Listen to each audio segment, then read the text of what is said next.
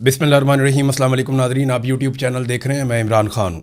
नाज़रीन, जेल में कैदी नंबर 804 के हवाले से मैं आपको एक ख़बर देता हूँ, और ये जो आपको मैं ख़बर दे रहा हूँ ये बिल्कुल कंफर्म है, मेरी बात हुई है बराह रास्त। यानी मैं अब सोर्स आपको बिल्कुल आइडिया भी नहीं देना चाहता, क्योंकि इतनी सख्ती की गई है और हालात को इतना कंट्रोल किया गया मिलिट्री एस्टेब्लिशमेंट की जानिब से कि अब तो ज़रा सी कोई चीज़ बाहर आने नहीं देते। मैंने आपको पिछले दिनों बताया था कि बुशरा बीबी की अगर अपने बच्चों से मुलाकात भी होती है, वो भी अब बंद है, कुछ 4 हफ्ते हो गए हैं मुलाकात नहीं होने दे रहे। तो बुशरा बीबी से भी हलफ लिया जाता है और उनके बच्चों से भी हलफ लिया जाता है कि आप दोनों में से कोई भी खान साहब के बारे में बुशरा बीबी बात नहीं करेगी और बच्चे बाहर जाके कोई बात ही नहीं करेंगे। ख़ास तौर पे उनसे कहा गया कि जो बुशरा बीबी की एक बहन है मरियम बट्टू, वो कोई स्टेटमेंट बिल्कुल अपने ट्विटर के ऊपर भी ना दें। तो फैमिली ने उनसे भी रिक्वेस्ट की और उसके बाद उन्होंने भी कोई स्टेटमेंट नहीं दिया। लेकिन मैं आपको जेल के हवाले से कुछ चीज़ें बता देता हूँ बड़ी क्लियरली। नंबर 1 तो ये है कि बुशरा बीबी की सेहत बहुत ख़राब है और उनकी एक आंख बहुत बुरी तरह मुतासर हुई और उनकी दूसरी आंख भी इफ़ेक्ट हुई है। डॉक्टर ने बुशरा बीबी को कहा कि आपकी दूसरी आंख का भी लेज़र करना पड़ेगा और इसको भी इलाज की ज़रूरत है, वहाँ से भी पानी बहता रहता है। और जो एक आंख है वो 3 महीने तक उसको जो है वो लगभग ऐसे ही है जैसे वो आंख बंद है और वो काम नहीं कर रही। बुशरा बीबी वहाँ पे चिल्लाती रही बार बार और उन्होंने अल्लाह और रसूल के वास्ते दिए वहाँ मौजूद अमले को और उन्हें बार बार ये कहा कि मेरी आंख ख़राब हो रही है, मुझे बहुत शदीद तकलीफ़ है, किसी डॉक्टर को बुला दें। लेकिन अमले ने बिल्कुल कोऑपरेट नहीं किया, बल्कि वहाँ जो अमला मौजूद है उनमें एक जो अमले की इंचार्ज है खातून, मरियम उसका नाम है। मैं आपको कंफर्म कर देता हूँ, खातून का नाम है मरियम। ये जो वहाँ पे अमला बुशरा बीबी वाले ब्लॉक को देखता है या वहाँ पे वो मौजूद रहता है सिक्योरिटी पे, क्योंकि वहाँ ख़वातीन की जेल में ख़वातीन का अमला होता है, तो वो मरियम नामी खातून ऑफिसर है वहाँ पे। उसने बहुत नाक में दम किया हुआ है और वो बहुत बदतमीज़ी करती है बुशरा बीबी के साथ। ये भी हुआ कि वहाँ पे 4 ख़वातीन को तशद्दुद का निशाना बनाया गया अलग अलग टाइम पे, और वो ख़वातीन चीखें मारती रहीं सिर्फ बुशरा बीबी को ज़हनी तौर पे अजियत देने के लिए। यानी ख़वातीन को कहीं और से लाकर यहाँ करीब पहुँचाकर तो तशद्दुद का निशाना बनाया गया ताकि वो टॉर्चर की आवाज़ें और वो जो चीखें हैं वो बुशरा बीबी सुने। तो इस तरीके से ये इंसान को तोड़ने की कोशिश करते हैं। तो वो अल्लाह के वास्ते दिए, उन्होंने रसूल के वास्ते दिए कि मेरी आंख बड़ी शदीद दर्द हो रही है, कोई डॉक्टर बुला दो। बिलाखिर काफ़ी दिनों के बाद डॉक्टर बुलाया गया। डॉक्टर ने जैसे ही बुशरा बीबी की आंख देखी वो डर गया। उसने कहा जी फ़ौरन इनको अस्पताल लेकर चलें, इनकी सर्जरी करनी पड़ेगी अभी, वरना इनकी आंख ज़ाया हो जाएगी। फिर उन्हें अस्पताल पहुंचाया गया, उनकी सर्जरी की गई और फिर डॉक्टर ने बाकायदा ये रिकमेंड किया कि आपने यहाँ से अस्पताल से अभी जाना नहीं है, और ये बता दिया डॉक्टर ने कि इनको डिस्चार्ज नहीं किया जा सकता इस हालत में। लेकिन फिर वहाँ पे कुछ लोग आ गए और उन्होंने कहा नहीं जी इनको तो जेल पहुँचाना है। फिर बुशरा बीबी को वापस जेल पहुँचा दिया गया। आखिरी जो इमरान खान साहब का पैगाम है, क्योंकि देखें इमरान खान साहब अभी पहुँचे थे और उनको निकाला गया था जेल से बाहर। एक तो उन्हें निकाला गया पिम्स अस्पताल लाने के लिए और एक मुबैना तौर पर उससे पहले भी निकाला गया। ये जो कहानियाँ करवाई जा रही है ना कौम को कि इमरान खान साहब को डील कर रहे हैं, किसी से मुलाकात कर रहे हैं, को मुलाकात हो गई है, इसके बारे में अभी कोई भी हतमी तौर पे आप कुछ भी नहीं कह सकते, क्योंकि किसी के पास कोई सबूत ही नहीं है। और इमरान खान साहब को तो किसी से मिलने ही नहीं दिया जा रहा। इमरान खान साहब का जो आखिरी पैगाम है वो जुमला मैं आपको बता देता हूँ, और एग्जैक्टली मैं पूरी जिम्मेदारी के साथ आपको कह रहा हूँ कि यही जुमला मुझे रिपोर्ट हुआ और एग्जैक्टली वही जुमला मैं आपको बता रहा हूँ। इमरान खान ने कहा कि मेरी बहनों से कहो कि जितना जल्दी हो सके मुझसे आकर मिलें या मुझे मिलने की कोशिश करें। ये जुमला है जी, कि मेरी बहनों को पैगाम दो कि जितनी जल्दी हो सके वो मुझसे आकर मिले या मुझे मिलने की कोशिश करें। ये इमरान खान साहब का पैगाम है अपनी बहनों के नाम, जो एक फाइनली एक पैगाम था। और भी बहुत सारी ऐसी चीज़ें हैं जो मैं यहाँ बताऊँगा तो ये निज़ाम बहुत बुरी तरह एक्सपोज हो रहा है। यानी वहाँ पे बहुत गंदगी है, बहुत कीड़े मकोड़े हैं जहाँ पे इन लोगों को रखा गया है, और बहुत सारी चीज़ों में बुशरा बीबी को ज़्यादा तकलीफ़ दी जाती है क्योंकि एस्टेब्लिशमेंट की ये ज़िद है कि बुशरा बीबी को इमरान खान से तोड़ कर बाहर निकालना और वो इमरान खान के ख़िलाफ़ आकर स्टेटमेंट दे, लेकिन वो इसके लिए तैयार नहीं है। ये तो मुझे सोर्सेज ने बताया कि उन्होंने बुशरा बीबी ने ये कई मरतबा कहा कि सवाल ही पैदा नहीं होता कि मैं अपने शौहर के साथ बेवफाई करूं यहाँ पे इस मौके पर, जब इतनी मैंने सज़ा काट ली है। और इमरान खान साहब के बारे में कैटेगोरिकली मेरे सोर्स ने मुझे ये बताया कि इमरान खान तो इनको छोड़ने वाला नहीं है ऐसे। हाँ, ये ज़रूर है कि इमरान खान बात करना चाहता है, बातचीत करने के ज़रिए से इमरान खान रास्ता निकालना चाहता है। उसने बंदे भी नॉमिनेट किए हुए हैं कि फ़लाना फ़लाना बंदा बात कर सकता है, वो रास्ता निकालना चाहता है क्योंकि इससे ही पाकिस्तान आगे बढ़ेगा। लेकिन अगर किसी को ये लगता है कि इमरान खान माफ़ी मांग लेगा, इमरान खान सियासत छोड़ देगा या इमरान खान चुप करके बैठ जाएगा 3-4 साल के लिए, तो ये तो नहीं होना। ये तो इमरान खान, इसके ऊपर सवाल ही पैदा नहीं होता कि वो माने।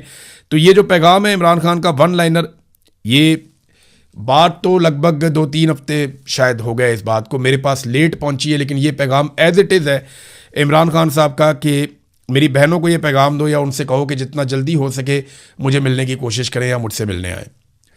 अब इमरान खान साहब की बहनें तो हर हफ्ते कोशिश करती हैं, पूरा जोर लगाती हैं, अदालतों में भी जाती हैं, सुप्रीम कोर्ट में भी मामला चल रहा है, वहाँ पे उन्होंने 3 हफ्ते का टाइम दे दिया है, तो वहाँ मुलाकात हो नहीं पा रही।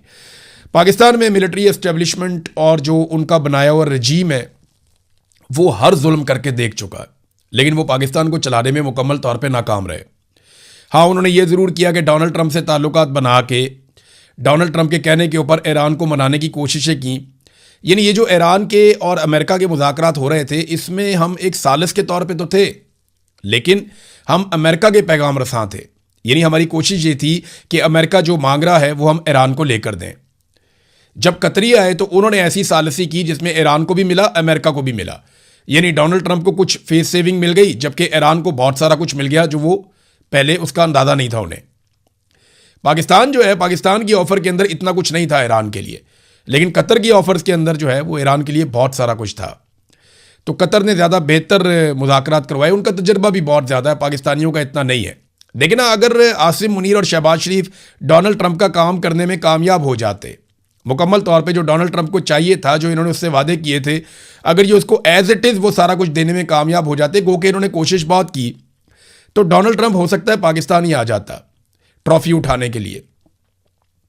क्योंकि ट्रंप ने तो इनको कहा था मुझे यूरेनियम चाहिए, ट्रंप ने तो कहा था कि आप नए हुर्मुज़ को अनकंडीशनली वो खोल दें और मैं सिर्फ जंगबंदी करूंगा। शुरू तो यहां से हुआ था मामला जो पाकिस्तान ने किया था कि जनाब जंगबंदी कर दें सिर्फ, लेकिन बाद में जब कतरी आए तो ईरानियों की ज़्यादा बातें मानी गई और अमेरिकन की बहुत कम बातें मानी गई। तो पाकिस्तान के अंदर ये तकरीब नहीं हुई, इसका बड़ा अफसोस हुआ। फिर उसके बाद ये तकरीब चली जाती है स्विट्ज़रलैंड में, जिनीवा में, और फिर शहबाज शरीफ साहब तैयारी शुरू कर देते हैं कि मैं जाके वहाँ पे मेज़बान बन जाऊँगा और मैं मेज़बानी करूँगा और बाकी सारे जो हैं वो मेरे पीछे चलेंगे।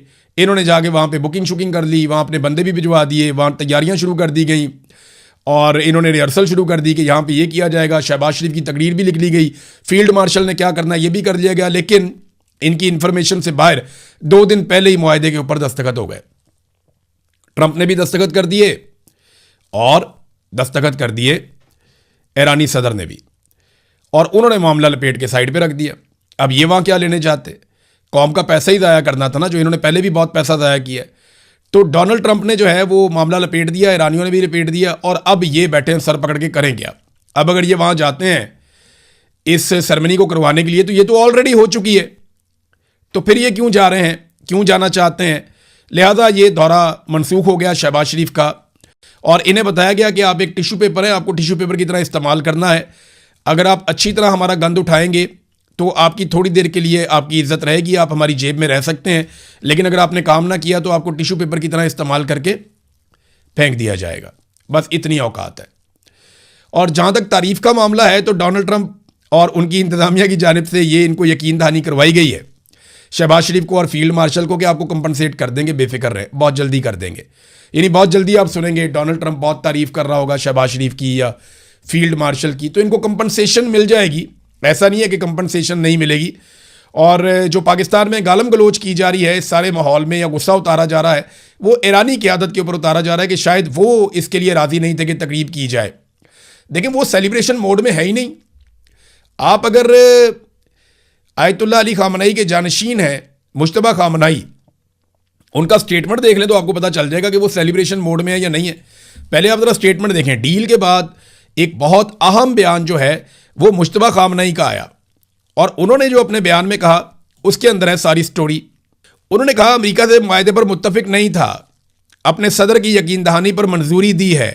ये सुप्रीम लीडर जो हैं मुश्तबा खामनई, उन्होंने कहा अमेरिका के साथ मुस्तकबिल में आमने सामने मुज़ाकरात का मतलब हरगिज़ ये नहीं होगा कि ईरान दुश्मन का मौक़िफ़ कबूल कर लेगा। और ये तहरीरी बयान जारी किया गया है रहबर मुअज़्ज़म मुश्तबा खामनई की जानिब से कि अमेरिका के साथ बराह रास्त मुज़ाकरात सिर्फ सफारती अमल का हिस्सा हो सकते हैं, जिसका हरगिज़ ये मतलब नहीं कि ईरान अपने कौमी मौक़िफ़ या उसूली मौक़िफ़ से दस्तबरदार हो जाएगा। अमेरिका के साथ तय पाने वाले मुआहदे के हवाले से उनकी अपनी राय मुख्तलिफ थी, ताहम ईरानी सदर ने उन्हें यकीन दहानी कराई कि वो और उनकी हुकूमत ईरानी कौम के हुकूक और मुज़ामती महाज के मफादात का मुकम्मल तहफ़्फ़ुज़ करेंगे और उसकी ज़िम्मेदारी भी उन्होंने कबूल की है। मुश्तबा खामनई ने मज़ीद कहा कि ईरानी सदर की इस यकीन दहानी और ज़िम्मेदारी कबूल करने के अहद की बुनियाद पर ही मैंने मुआहदे की मंजूरी दी है। फिर उन्होंने खबरदार भी किया अमेरिका को कि अगर अमेरिका इस मुआहदे पर अमल दरामद के दौरान लालच या इजाफी मुतालबात करने की कोशिश करेगा तो ईरान इसे किसी सूरत कबूल नहीं करेगा। ईरान मुआहदे की इन ही शिकों का पाबंद रहेगा जिन पर दोनों ममालिक के दरमियान इत्तफाक हुआ है, ताहम किसी भी एकतरफा दबाव या नई शराइत को कबूल नहीं किया जाएगा। ये जनाब खामनई ने कह दिया। तो देखें, उनका तो मूड इस तरह का था, उनके सदर का आपने चेहरा देख लिया जब उन्होंने दस्तखत किए, वो बहुत संजीदगी में थे। हम सेलिब्रेशन मोड में चले गए थे, हमारे तो भंगड़े डाले जा रहे थे, डांस किया जा रहा था, यहाँ नाच गाना चल रहा था, घुंघरू तोड़ दिए थे नाच नाच के यहाँ पे टाउटों ने कि जनाब हमने पता नहीं क्या हासिल कर लिया है। वो जिनकी जंगबंदी हुई है, जिनके हज़ारों लोग शहीद हुए हैं, जिन्होंने इतनी खौफनाक जंग लड़ी है, उनके चेहरों के ऊपर बहुत संजीदगी है और मुश्तबा खामनई इसके लिए तैयार भी नहीं थे। ईरानी सदर ने इसके ऊपर अपना रद्द-ए-अमल दिया। जो ईरान के सुप्रीम लीडर ने स्टेटमेंट दिया, उसके ऊपर ईरानी सदर ने जो स्टेटमेंट दिया, उन्होंने कहा जी कि रहबर मुअज़्ज़म का पैगाम मुज़ाकरात के दौरान कौमी मफादात के तहफ़्फ़ुज़ के लिए एक रहनुमा रोड मैप है। हम इनके तहफ़्फ़ुज़ात और हदायत पर अमल दरामद करने के लिए ख़ुद को पुरअज़म समझते हैं, यानी हम करेंगे वही जो हमें हमारे रहबर मुअज़्ज़म कहेंगे। फिर उन्होंने ये कहा कि हमने ये मिलकर फ़ैसला किया था और हमने ये फ़ैसला ईरानी कौम के मफाद के अंदर किया है और मुज़ामती महाज जितने भी हैं हमारे, उसकी ज़िम्मेदारी लेते हैं, उनका तहफ़्फ़ुज़ करेंगे। बिलाशुबा हुकाम के लिए रेड लाइन कौमी मफादात और बहादुर ईरानी कौम के वक़ार, इज़्ज़त और ताकत का तहफ़्फ़ुज़ है और मुज़ाकराती टीम की जानिब से गुफ्तगू की बारीकियों पर भरपूर तवज्जो और कादर मुतलक के फ़ज़ल करम पर पुख्ता उम्मीद के साथ एक अजीम फ़तह हासिल होगी इंशाअल्लाह। वो अभी उसी मोड के अंदर हैं और हम सेलिब्रेशन मोड में चले गए थे, जो ईरानियों को ज़्यादा बात पसंद नहीं आई। उन्होंने कहा जी हमारे यहाँ पे इतने बंदे शहीद हो गए हैं और ये इतना संजीदा मामला है और ये खित्ते के चौधरी बनने के चक्कर में वहाँ पे तकरीबात मुनक्कद कर रहे हैं। इन्होंने वहाँ डोनाल्ड ट्रंप की तारीफ़ों के ज़मीन आसमान के कलाबे मिला देने थे। ईरानियों ने वहाँ बैठ के मुँह देखना था कि ये क्या कर रहे हैं। उधर डोनाल्ड ट्रंप ने जो है वो अपना कोई खेल खेल देना था। अगर डोनाल्ड ट्रंप ना आते तो जो अमरीकी आते वो भी कुछ ना कुछ करते। मीडिया के अंदर तो वो बहुत तेज़ हैं, लिहाजा मेरे ख्याल में ईरानियों ने समझदारी का मुजाहरा किया और अमेरिकन भी कोई इतने दिलचस्पी नहीं रख रहे थे कि पाकिस्तान की सरबराही में या पाकिस्तान की मेज़बानी में वो सारे आकर बैठ जाते हैं। तो जनाब शहबाज शरीफ साहब का दौरा तो हो गया मनसूख और कौम के पैसे बच गए, कौम को मुबारक हो। अब वो जो वहाँ पे रंग रूट भेजे हुए ना, उन सारों को वापस बुलवा लें ताकि वो भी कौम का मज़ीद पैसा वहाँ पे स्विट्ज़रलैंड के अंदर ज़ाया ना करें। नाज़रीन, पेट्रोलियम मसनूआत की कीमतों में अब कमी का इंदिया दिया जा रहा है कि क्योंकि जंगबंदी हो गई है तो पेट्रोलियम मसनूआत की कीमतों में कमी की जाएगी। जंग से पहले पेट्रोलियम मसनूआत की कीमतें जितनी थीं अब तकरीबन उतनी हो चुकी हैं। ये लगभग 75 या इससे भी नीचे कुछ लोग रिपोर्ट कर रहे थे। मैंने अभी एग्जैक्टली देखा नहीं है, जब लास्ट टाइम मैंने देखा तो ये लगातार नीचे आ रही थी और 75 के आसपास पहुंची हुई थी। तो इतनी तेज़ी से अगर ये पेट्रोलियम मसनूआत की कीमतें नीचे गिर रही हैं तो ये तो लगभग 40% कम हो गई हैं। तो पाकिस्तानियों को कितना रिलीफ मिला।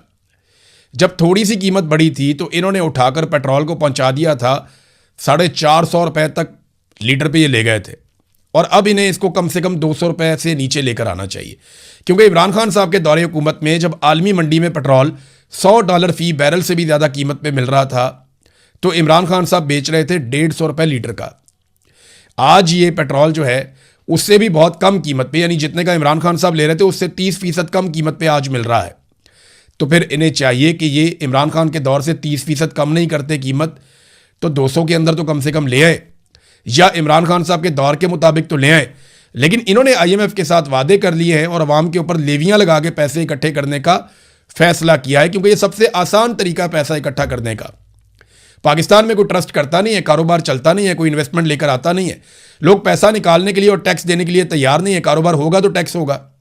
तो ऐसे में सबसे आसान तरीका ये होता है कि आप बिजली पे, गैस पे, पेट्रोल पे इजाफी टैक्सेज और लेवियां लगा दें और लोगों की जेबें काटें। यही इस वक्त ये हुक्मरान कर रहे हैं, इनके पास इसके अलावा और रास्ता कोई नहीं है। बहरहाल देखते हैं, सुनने में आ रहा है कि 50-55 रुपए कम करेंगे। वैसे इन्हें जो कम करना चाहिए, कम से कम भी 170-180 रुपए इनको पेट्रोल की कीमत कम से कम फौरी तौर पे कम करनी चाहिए। नाज़रीन, अनवारुल हक काकड़ ने एक स्टेटमेंट दिया। मैं अनवारुल हक काकड़ साहब को एक लालची आदमी समझता था, मैं उन्हें एक मफाद परस्त इंसान समझता था, क्योंकि जब वो हमारे साथ बैठते थे इस्लामाबाद में चाय के ढाबों पे, तो वो बलोचों के और पश्तूनों के हुकूक की बात करते थे। उस वक्त वो बात करते थे इंसानियत की, बलोचों और पश्तूनों पे होने वाले जुल्म की बात करते थे। लेकिन वही अनवारुल हक काकड़, जैसे ही उसको वजारत उज़्मा ऑफर की गई, निगरान वज़ीर आज़म बनाया गया, तो उसने अपना असल रंग दिखाया और वो एक मफाद परस्त साबित हुआ। अब काकड़ का स्टेटमेंट आप देखें, काकड़ ने कहा कि अगर समीदीन बलोच या कोई और एक्टिविस्ट ये समझते हैं कि उनके किसी प्यारे को किसी ने मिसिंग किया हुआ है या जबरी तौर पे लापता किया हुआ है, तो अदालत में जाएं, उनके खिलाफ FIR करवाएं, नाम दें कि मेजर मोहम्मद अली ने यह किया है और उन्हें फांसी लगा दें, क्योंकि हमारा मानना है कि हमारे किसी इदारे ने ऐसा कोई काम नहीं किया। शर्म आनी चाहिए आपको काकड़ साहब, और शर्म से डूब मरना चाहिए आपके अंदर अगर थोड़ी सी भी गैरत हो तो। कितने बेशुमार लोग जबरी तौर पे लापता किए गए। मैं खुद जबरी तौर पे लापता हुआ, मुझे आसिम मुनीर साहब के रजीम में ISI ने जबरी तौर पे लापता किया, और उस वक्त भी मैं लापता था जब आप पाकिस्तान के वजीर आजम बनाए गए थे निगरान। मेरे घर वालों ने FIR करवाई थी, क्या बना उस FIR का? कुछ भी नहीं किया गया। मैं अदालत को आवाज़ें देता रहा कि मुझे बुलाकर सुनो, जज मेरा मजाक उड़ाते रहे, मुझे बुलाकर काजी फायद ईसा ने, जो पाकिस्तान का सबसे बड़ा जज है, उसने भी मुझे सुनना गवारा नहीं किया। मैं एक दिन चल के पुलिस स्टेशन गया, पुलिस स्टेशन वाले पुलिस स्टेशन से बाहर चले गए। मैंने कहा मुझे ISI ने अगवा किया, कार्रवाई करोगे? वो पुलिस स्टेशन छोड़ के चले गए। उन्होंने कहा जी हम यहां बैठते ही नहीं, आप बैठें। ये हालात हैं आपकी पुलिस के। मैं जाऊंगा जाके पुलिस को कहूंगा FIR दर्ज करो ISI के खिलाफ, मुझे उन्होंने अगवा किया है। कौन सा पुलिस वाला FIR देगा? काकड़ साहब, शर्म आनी चाहिए आपको, डूब के मर जाना चाहिए आपको शर्म से। आप मजाक उड़ाते हैं लोगों का। आपको जबरी तौर पे 10 दिन गुमशुदा किया जाए ना, आपकी चांगड़ें निकल जाएं। आपके बच्चों को जबरी तौर पे लापता करके टॉर्चर किया जाए तो आपको पता चलेगा जबरी गुमशुदगी होती क्या है। दहशतगर्दी के नाम के ऊपर आपने सिविलियंस को उठा लिया, आम लोगों को उठा लिया आपने। जिसको आपने उठाना है आप अदालत में पेश करें। यह क्या तरीका वारदात है? शायरों को जबरी तौर पे लापता कर दिया, सहाफियों को जबरी तौर पे लापता कर दिया, पॉलिटिकल एक्टिविस्ट हैं उनको जबरी तौर पे लापता कर दिया, जो नॉर्मल एक्टिविस्ट हैं उनको जबरी तौर पे लापता कर दिया। कितने लोगों के साथ आपने ये किया? अजहर मशवानी के भाइयों को आपने जबरी तौर पे लापता किया। अजहर मशवानी ने आके हाई कोर्ट के अंदर स्टेटमेंट दिया हुआ है कि मुझे किस तरह अगवा किया और एजेंसियों ने क्या क्या मेरे से सवालात किए, उसके ऊपर क्या हुआ। ऐसे सजा हो जाती है किसी मेजर को, ऐसे पकड़ा जाता है। मैं लेता हूं नाम, आप करवाएं कार्रवाई। ब्रिगेडियर फाइक है, उसने मेरे ऊपर टॉर्चर किया था, करवाएं ना कार्रवाई इसके ऊपर। कौन करेगा कार्रवाई पाकिस्तान में? ब्रिगेडियर राशिद था जिसने मुझे अगवा करवाया था। वहां पे और बेशुमार, मुझे सारे नाम बताता हूं मैं आपको, मेरे पास कम से कम 10 नाम है जिन लोगों ने मुझे टॉर्चर किया और मुझे इंटेरोगेट किया। जर्नलिस्ट हूं, मैंने हर नाम लिख के रखा हुआ है, हर नाम लिख कर रखा हुआ है, वीडियोस बना के छोड़ी हुई हैं। ऐसे थोड़ी होगा। शर्म से डूब के मर जाना चाहिए आपको कि बकवास करने से बेहतर था कि आप खामोश ही रहते। अफसोस हुआ मुझे उन दिनों के ऊपर जब आपके साथ बैठ के चाय का एक कप भी पिया था, बहुत अफसोस हुआ। और ये कह रहे हैं जनाब कि मेजर को फांसी होती है, तो 1996 में एक मेजर को फांसी हुई थी आखिरी मर्तबा। हाजिर सर्विस जो मेजर था ना, उसको 1996 में एक फांसी हुई थी। उसने 9 लोगों को इंडियन एजेंट बनाकर मार दिया था। 9 पाकिस्तानियों को उसने मार दिया इंडियन एजेंट बना के। 4 साल मुकदमा चलता रहा। उसको फांसी लगवाने के लिए बेगुनाह मकतूलीन की 2 खवातीन ने अपने आप को आग लगाई थी। आप इंसाफ की बात करते हैं इस मुल्क में? 4 साल मुकदमा चल रहा था, इंसाफ ही नहीं होता। उस मेजर को भी छुड़वाने लगे थे। 2 औरतों ने अपने आप को आग लगाई, आलमी खबर बन गई, फिर जाके उसको सजा हुई थी। 11 लोग मर गए, तब जाके कातिल मेजर फांसी चढ़ा था 1996 में। अगर आपको मैं याद दिलाऊं तो आप इंसाफ की बात करते हैं। औरतों को अपने जिस्मों को आग लगानी पड़ गई थी। ये निज़ाम इंसाफ नहीं देगा। इस निज़ाम से पाकिस्तानी एक दिन इंसाफ लेंगे। और काकड़ साहब याद रखिएगा, जब बलोचों और पश्तूनों को आपकी ज़रूरत थी, आप उनके साथ खड़े नहीं हुए। वो आपको अपना साथी नहीं समझेंगे। और बहुत सारे और लोग हैं आपकी तरह के वफाद परस्त जो खड़े नहीं हुए जब खड़े होने का वक्त था। जब जुल्म के खिलाफ बात करने का वक्त था, उनकी ज़बानें बंद हो गई थी। नादरीन, एक और मैं खबर आपको देता हूं। मैंने पिछले वीलॉग में आपको कहा कि बिलावल ने स्टेटमेंट दिया कि ये मखसूस नशिस्तें बना दी जाएं, मुहाजिरीन वाली सीटें। एक अच्छा आइडिया था, लेकिन पाकिस्तान के मीडिया पे से इसको मिटाया जा रहा है। यानी ये इंस्ट्रक्शन दी गई कि बिलावल का ये वाला बयान जो है ये मीडिया के ऊपर से हटा दिया जाए। अब जियो न्यूज़ की मैं खबर पढ़ रहा था, उसमें बिलावल के बयान बाकी सारे हिस्से थे, ये वाला हिस्सा था ही नहीं उसमें। देखें कैसी कार्रवाई डालता है निज़ाम, क्योंकि इन्हें कोई ऐसा हल कबूल नहीं है जिसमें इनके हाथ से ताकत निकल जाए या कंट्रोल इनके हाथ से निकल जाए। ये हमेशा कंट्रोल अपने हाथ में रखना चाहते हैं। नादरीन, बाकी खबरें अगले वीलॉग में। अब तक के लिए इतने, अपना ख्याल रखिएगा, अपने चैनल का भी। अल्लाह हाफ़िज़।